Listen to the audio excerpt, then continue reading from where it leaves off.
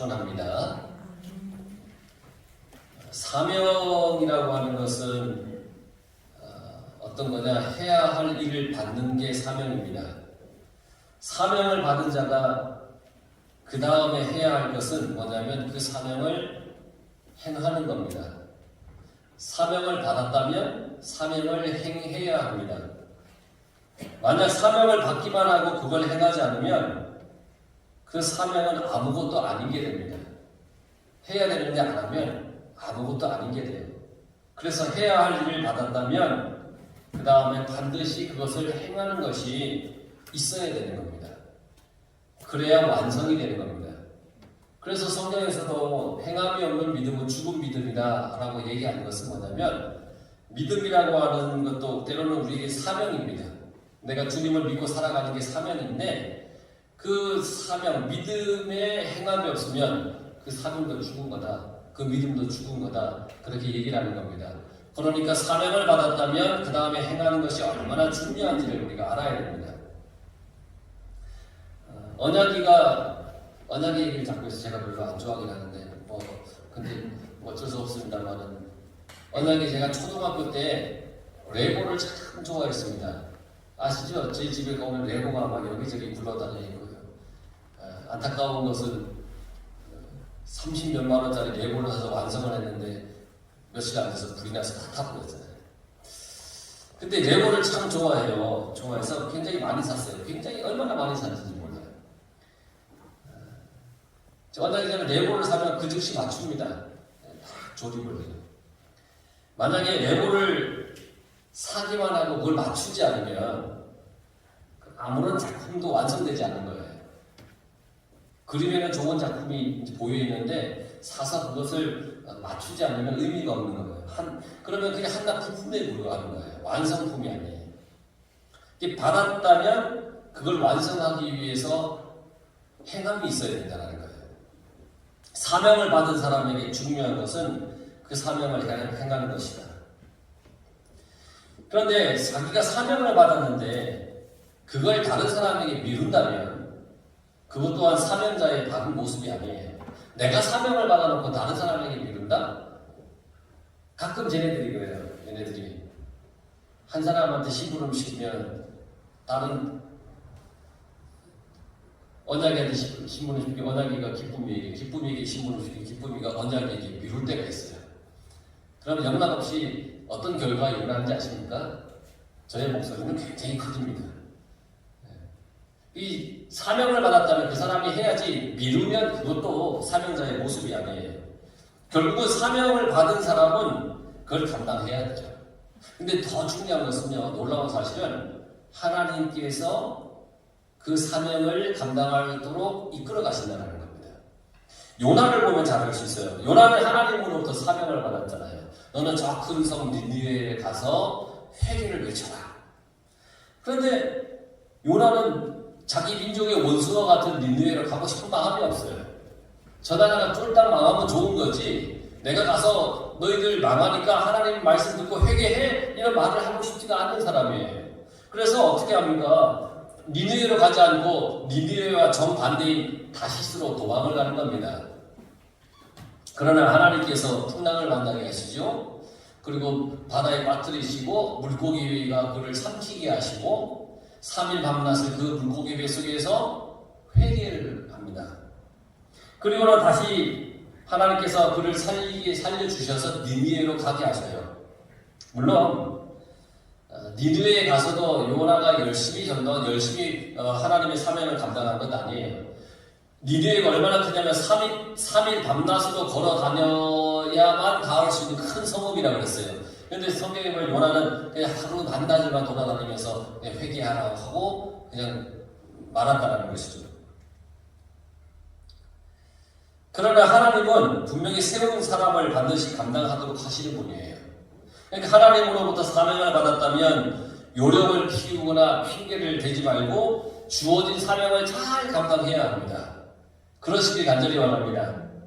오늘 26절에 보면 이스라엘 자손을 그들의 군대대로 애굽 땅에서 인도하라 하신 여호와의 명령을 받은 이는 이 아론과 모세요. 그 명령을 받은 자라고 얘기를 했어요. 이스라엘을 애굽 땅에서 끌고 나와서 가나안을 가기 위해서 사명을 받은 사람은 아론과 모세였다. 하나님께서 친히 그들에게 사명을 주었어요. 27절에도 마찬가지예요. 애굽 왕 바로에게 이스라엘 자손을 애굽에서 내보내라 말한 이도 이 모세와 아론이었더라. 말한 사람, 내보내라 말한 사람, 그 사람도 사명을 감당할 사람인데 모세와 아론이었다. 하나님은 모세와 아론을 통해서 이스라엘을 출애굽시킬 계획을 가지고 계신 거예요. 그들에게 사명을 주셨어요. 그리고 그들은 이제 사명을 감당해야 합니다. 그래서 출애굽의 역사가 이루어지는 거예요. 출애굽의 역사는 뭐냐? 구원의 역사입니다. 이 구원의 역사를 우리 개인의 역사에 한번 비춰보면 하나님은 끊임없이 나를 하나님의 자녀로 삼으시려고 하신 분입니다. 여러분 한 사람 한 사람을 끊임없이 하나님의 자녀로 삼으시려고 하신 분이 하나님이십니다. 그 누구도 아닌 하나님이세요. 그런데 하나님을 등진 인생으로 우리는 살았었잖아요. 그러다가 누군가의 전도로 하나님을 믿게 되었어요. 뭐 모태신앙이든 아니면 전도를 받아서 다녔든 어쨌든 누군가의 인도함을 받아서 하나님을 믿게 되었다는 겁니다.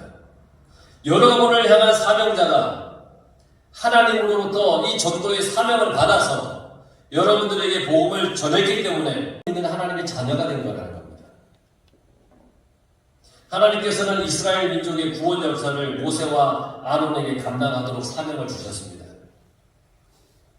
그러나 두려움과 나약함이 그들에게 너무너무 많았어요.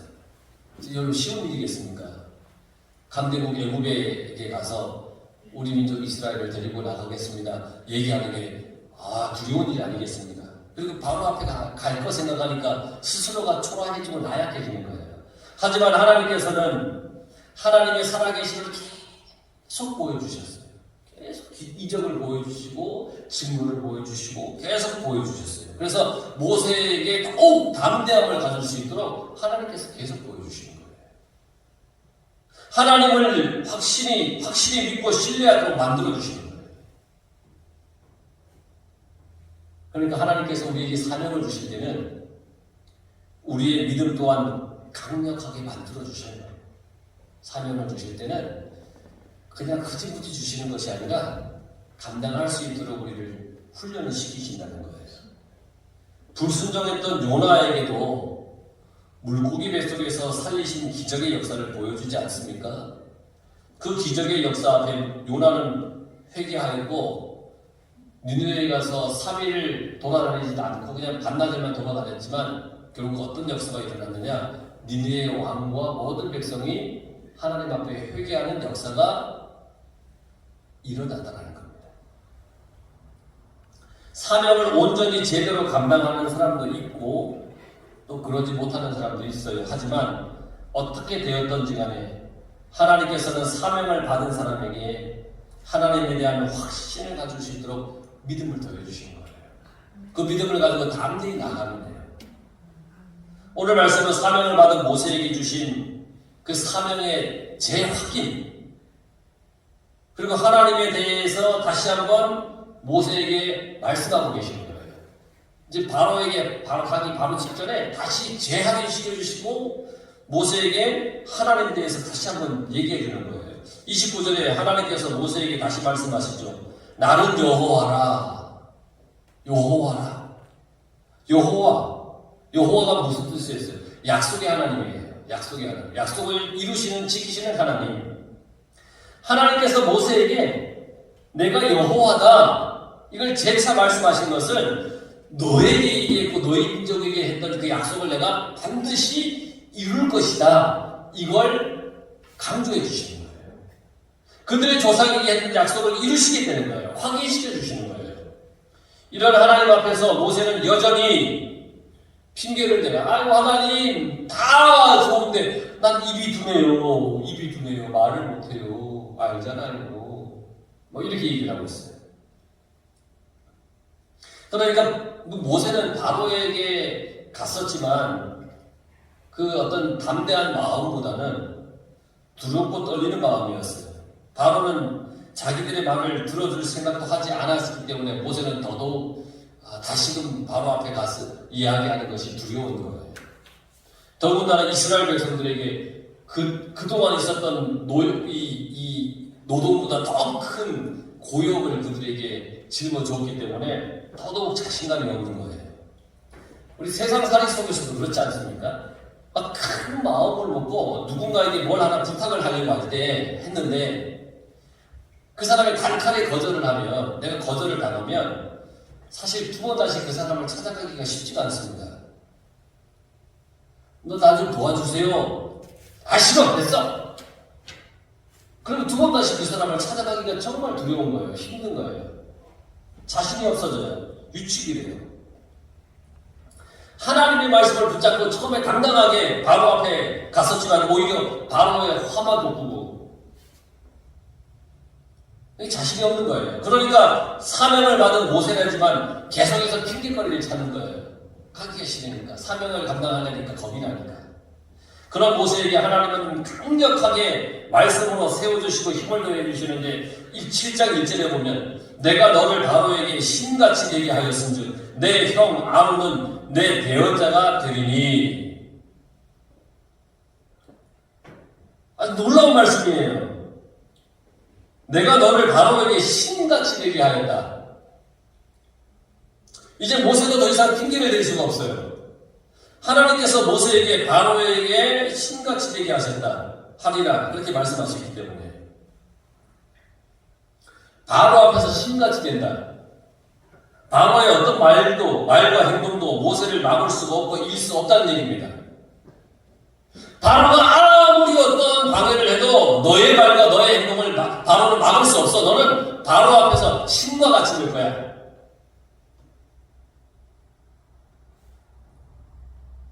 하나님께서 그렇게 해줄 거라 하지 않았어요. 미래형으로 말씀하지 않았어요. 하나님께서 되게 하였은 즉 현재 완료. 이미 이제 바로 앞에 너는 신과 같이 되었다. 모세가 이 말을 들었을 때 기분이 어땠을까요? 야, 너가 앞으로 바로에게 신같이 될 거야. 걱정하지 마. 이게 아니라 이제는 너가 바로 앞에 신같이 되었어. 이보다 더 큰 힘을 어디서 얻겠어요? 우리 인생에도 하나님께서 이렇게 해주십니다. 여호와는 나의 목자시니 내게 부족함이 없으리로다. 하나님께서 우리의 힘이 되어주십니다. 미래의 힘이 되어주시겠다 하지 않고요. 지금 당장 나의 힘이 되어주시겠다라고 말씀하시는 겁니다. 지금 여러분들 곁에서 뒤에서 앞에서 이끄시고 미시고 동행하시는 분이 하나님이십니다. 저 미래 어느 시점에서 해주시는 것이 아니라 지금 나와 동행해 주시는 겁니다. 그러므로 세상에 그 어떤 것도 두려워하지 마시기 바랍니다. 두려울 수 있죠. 두려운 것들이 많죠. 그러나 하나님이 나와 함께 하시니 두려워하지 마십시오. 그 어떤 일도 겁내지 마십시오. 우리에게 하나님이 계십니다. 하나님의 인도하심이 날마다 나와 함께 하십니다. 입이 둔화되니까 모세를 위해서 아론을 준비해 주셨습니다. 하나님께서 우리에게 사명을 주시는데 아까도 얘기했지만 대책 없이 주시지 않아요. 반드시 우리가 할 수 있도록 길을 만들어 주시는 분이 하나님이시라고 합니다. 그래서 2절에 보면 내가 내게 명령한 바를 너는 내 형 아론에게 말하고 그는 바로에게 말하여. 하나님께서 해야 할 일의 역할 분담까지 정확하게 얘기해 주셨어요. 내가 모세야 너에게 얘기할 테니 너는 너 형 아론에게 얘기해라. 그러면 아론이 바로에게 얘기할 거다. 그러니 여러분 세상을 살면서 만나는 사람들이나 어떤 일들을 보면서 겁내지 말고 두려워하지 마십시오. 부딪혀 나가면 됩니다. 하나님의 말씀을 전하며 전도할 때 어떻게 해야 할지 두려워하지 마십시오. 그냥 그저 하면 됩니다. 어느 누군가가 여러분들에게 복음을 전하여서 여러분들이 지금 하나님을 믿은 것처럼 여러분들도 그렇게 전하면 됩니다. 그럼 믿지 않는 그 영혼이 하나님의 구원의 자녀가 될 겁니다. 그러니 담대하게 복음을 전하는 사명으로 살아가는 겁니다. 죽음의 복, 그 애굽에 있는 여러분들의 이웃을 말씀을 전해서 주님 앞으로 인도해내는 그런 모세가 여러분들이 되시기 바랍니다. 여러분 입이 둔합니까? 자신이 없습니까? 내가 사명자라고 하는 투철한 그런 각오를 가지면 사명자이기에 내게 주어진 일을 해야 한다라는 결단만 있다면 얼마든지 할 수가 있다는 겁니다. 하나님께서 함께 하시기 때문에 할 수가 있습니다. 그들 앞에 하나님께서는 여러분들을 신같이 되게 하셨기 때문입니다. 내가 신이 아니라 하나님의 능력이 나와 함께 하신다는 겁니다. 하나님의 명령을 가지고 바로에게 가게 되는 모세와 아론입니다. 하지만 하나님께서는 그들에게 다시 말씀하시기를 바로가 말을 듣지 아니할 것이고 하나님의 손으로 큰 심판을 내리고 나서야 이스라엘 백성들을 내보낼 것이다. 이렇게 분명히 말씀해 주었습니다. 그러니까 바로 앞에 갔는데 바로가 거절한다고 다시금 마음이 흔들리거나 연약해지지 마라고 하나님께서 가르쳐 주시는 겁니다.